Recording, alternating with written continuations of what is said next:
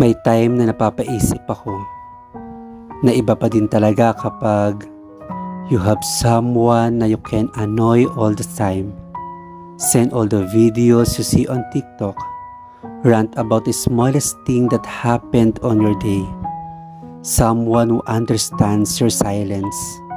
Someone na maiintindihan yung me time mo.